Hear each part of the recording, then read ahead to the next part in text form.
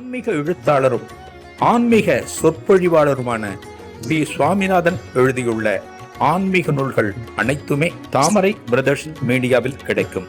மகாபிரிவா தொகுதிகள் தமிழிலும் மகாபிரிவா தொகுதிகள் ஆங்கிலத்திலும் இவர் எழுதியுள்ள நூல்கள் பல்லாயிரக்கணக்கான வாசகர்களிடையே பெரும் வரவேற்பை பெற்றது. இவற்றை தவிர திருப்பதி சரணம் உட்பட ஏராளமான ஆன்மீக நூல்கள் தாமரை பிரதர்ஸ் மீடியாவில் கிடைக்கும். ஸ்ரீ குருபியோ நமக. ஓம் காஞ்சிவாசாய வித்மகே சாந்த ரூபாய திமிகி தன்னச்சந்திரசேகரேந்திர பிரச்சோதியாத். எல்லாருக்கும் நமஸ்காரம். மகாபரிவ மகிமை யூடியூப் சேனலில் இன்றைக்கி ஒரு புது அனுபவத்தை நம்ம பார்க்க இருக்கோம். பொதுவாக மகான்கள் யாத்திரை அதிகம் போவார்கள், யாத்திரை அதிகம் பண்ணணும். மகாபிரிவா நிறைய யாத்திரை போயிருக்கேன்.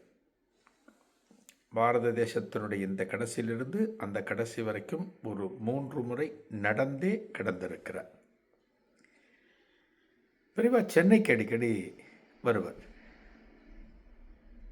ஒரு முறை சென்னையில் மயிலாப்பூரில் சமஸ்கிருத கல்லூரியில் பெரியவா கேம்ப் இருக்கார்.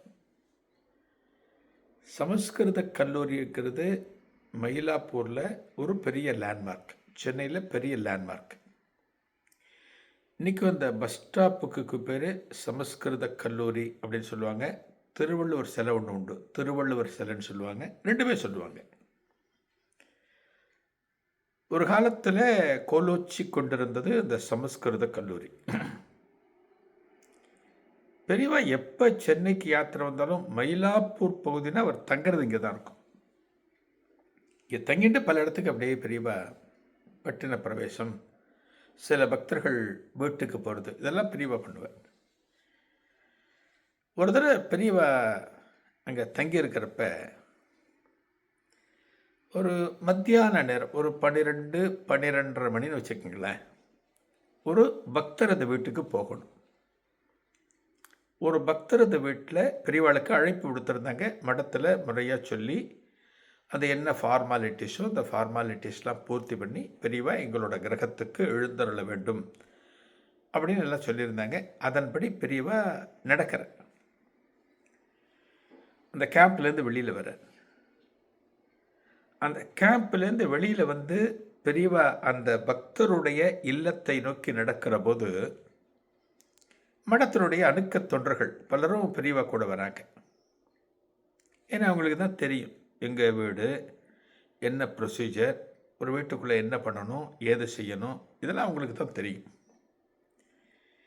அவங்கெல்லாம் நடந்து வர பெரியவா போயிட்டுருக்காங்க. அப்படி போய் கொண்டு இருக்கிற போது வழியில் ஒரு பள்ளிக்கூடம், அந்த பள்ளிக்கூடத்தில் ஒரு குறிப்பிட்ட வகுப்புகளுக்கு எல்லாம் ஸ்கூல் முடிஞ்சு அவங்கெல்லாம் வீட்டுக்கு வராங்க. சின்ன கிளாஸ், அவங்களாம் வீட்டுக்கு வராங்க. ஒரே குழந்தைய, இப்போ நம்ம வீட்டிலே ஒரு குழந்தை ஒரு 2.5 வயசு என்ன பண்ணுவாங்க, முதல்ல ப்ரீ கேஜின்னு போடுவோம், 2 வயசில் போடுவோம். குழந்தைக்கு கொஞ்சம் ஏதான சில பயிற்சிகள் இருக்கணும், ஒரு ஆசிரியர் ஒரு பயம் இல்லாமல் இருக்கணும், பல காரணங்களுக்காக ஒரு குழந்தைய நம்ம ஸ்கூலில் போடுவோம். இது கொஞ்சம் பெரிய கிளாஸ், ஒரு 4ஆம் கிளாஸ் 5ஆம் கிளாஸ் அந்த மாதிரி படிக்கிற பசங்கள்லாம் இது. இந்த பசங்கள்லாம் வெளியில் வராங்க. ஒரு குழந்தை ஸ்கூல்லேருந்து வருகிற போது என்ன பண்ணுவாங்க, அப்பெல்லாம் போய் கூட்டிகிட்டு போவாங்க.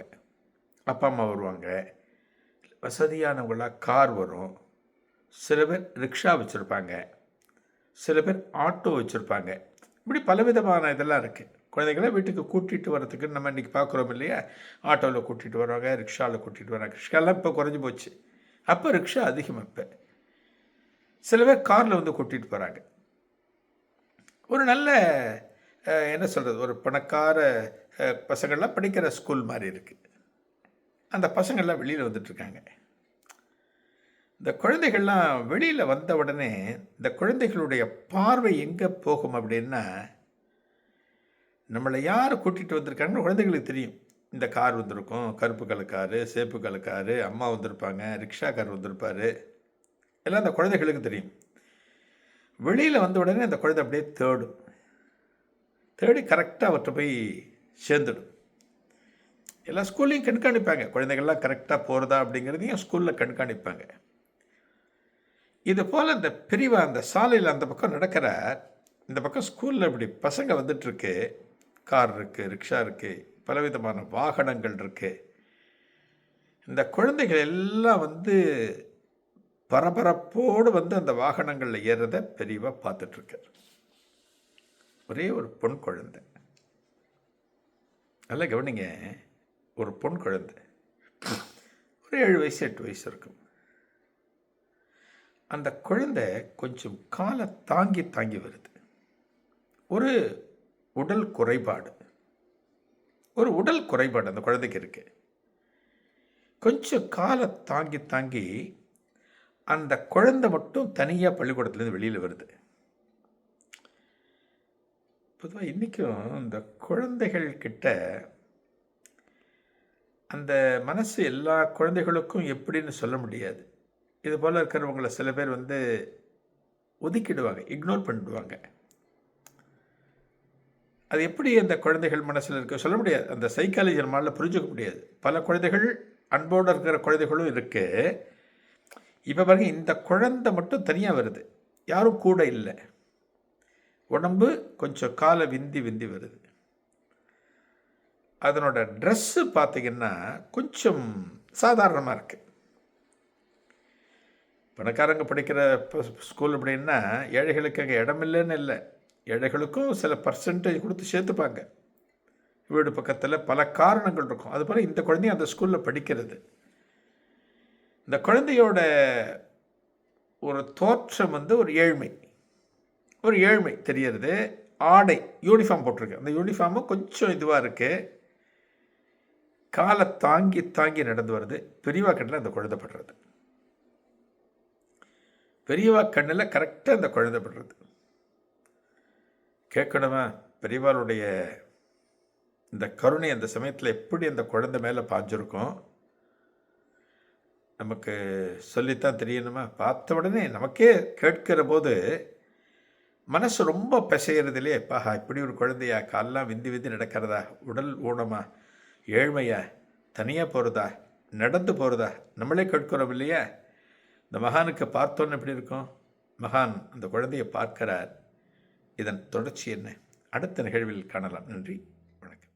ஆன்மீக எழுத்தாளரும் ஆன்மீக சொற்பொழிவாளருமான வி. சுவாமிநாதன் எழுதியுள்ள ஆன்மீக நூல்கள் அனைத்துமே தாமரை பிரதர்ஸ் மீடியாவில் கிடைக்கும்.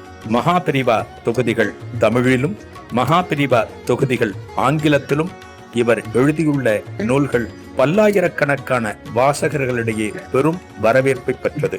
இவற்றை தவிர திருப்படி சரணம் உட்பட ஏராளமான ஆன்மீக நூல்கள் தாமரை பிரதர்ஸ் மீடியாவில் கிடைக்கும்.